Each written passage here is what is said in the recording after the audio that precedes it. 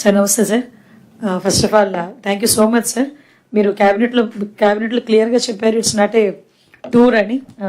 అలాగే learning tour లాగా ఇది జరిగింది సార్.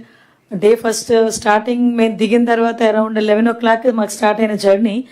7th డే 8 o'clock మా ఫ్లైట్, 4 o'clock మేము ఎయిర్పోర్ట్కి రీచ్ అవ్వాలి. 2 o'clock వరకు మేము క్లాసుల్లోనే ఉన్నాం.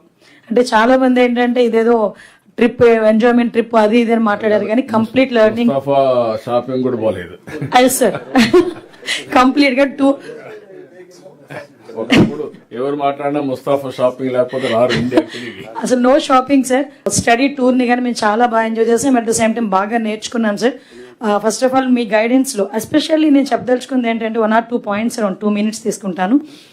ఎవ్రీవేర్ నేను సింగపూర్ వెళ్ళిన దగ్గర నుంచి మేము ఎండింగ్ వచ్చినంత వరకు ఎక్కడో అక్కడ ఏదో ఒక షాడో సీఎం గారిది కనిపిస్తూనే ఉంది. ఎందుకంటే పబ్లిక్లో వాళ్ళు 1960లో వాళ్ళకి ఇండిపెండెన్స్ వచ్చిన తర్వాత 60 yearsలో అసలు ల్యాండ్ ఒక్కటి తప్పించి ఇంకేమీ లేని వాళ్ళ దగ్గర, అది కూడా చాలా తక్కువ ల్యాండ్, రిసోర్సెస్ లేవు, ఫారెస్ట్ లేదు, వాటర్ లేదు, ఏమీ లేదు.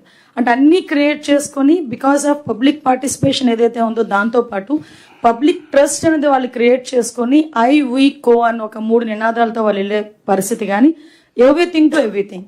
ఎస్పెషల్లీ నాకు సార్ వాళ్ళు సింగపూర్లో మేము జర్నీ చేసినంతసేపు కూడా 1996లో సార్ ఏదైతే జన్మభూమి కార్యక్రమం ప్రవేశపెట్టారో అట్ దట్ టైం సార్ 1996లోనే పబ్లిక్ పార్టిసిపేషన్ అన్నది ఇన్నోవేషన్స్లో కానీ అదేవిధంగా ఇంప్లిమెంటేషన్స్లో కానీ డెవలప్మెంట్లో కానీ పబ్లిక్ పార్టిసిపేషన్ ఎంత తీసుకొచ్చారో మనందరికీ తెలుసు. దాన్ని అగైన్ 2015లో మళ్ళీ జన్మభూమి మా ఊరు కార్యక్రమాన్ని ఏర్పాటు చేసుకొని అగైన్ దాన్ని మళ్ళీ అక్కడ మంచి తీసుకొచ్చి పబ్లిక్ పార్టిసిపేషన్ తీసుకురావడం. ఇందులోని నేను అబ్జర్వ్ చేసింది ఏంటంటే పబ్లిక్ పార్టిసిపేషన్తో పాటు వాళ్ళు పబ్లిక్ ట్రస్ట్ అన్నది వాళ్ళు ఎక్కువగా క్రియేట్ చేయగలిగారు.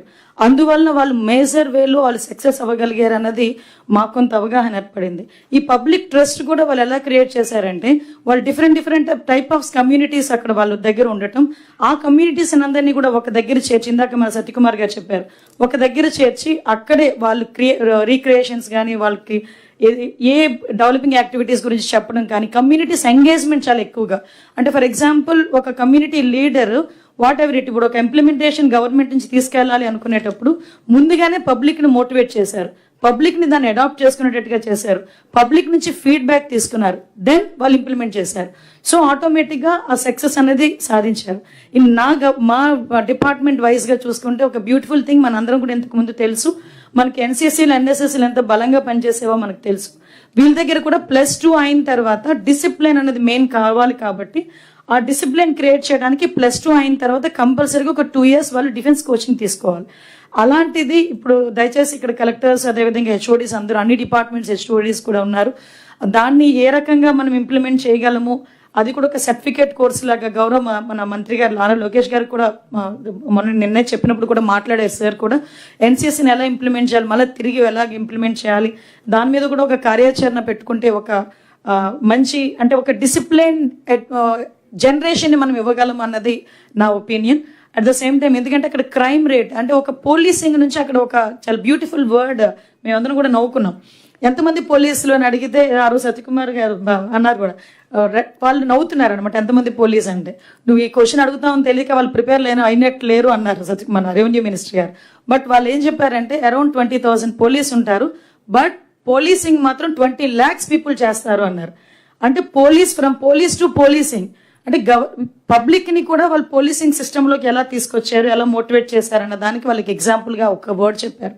సో వాళ్ళకి కూడా ఏంటంటే ఒక గూగుల్ లింక్ ద్వారా ఎక్కడైనా ఏదైనా జరిగితే మనకి 100కి కానీ 112 కానీ మనకేమైనా జరిగితే మనం వాళ్ళకి కాల్ చేసేది. కానీ పబ్లిక్లో ఎక్కడ ఏదైనా ఒక చిన్న తప్పు జరిగితే వాళ్ళు ఇమీడియట్గా నియర్ బై పోలీస్ స్టేషన్కి ఇన్ఫార్మ్ చేసే పద్ధతి, అది కూడా ఏంటంటే కొంచెం వాళ్ళ తాలూకా ఇన్ఫర్మేషన్ కూడా కొంచెం కాన్ఫిడెన్షియల్గా ఉంచడం.